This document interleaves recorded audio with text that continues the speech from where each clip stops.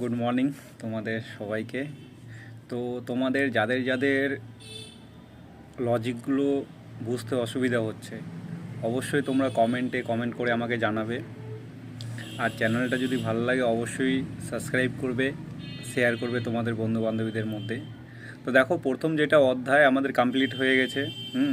তোমাদের যদি বুঝতে অসুবিধা হয় অবশ্যই ভিডিওগুলোকে তোমরা ভালো করে একবার দেখে নেবে।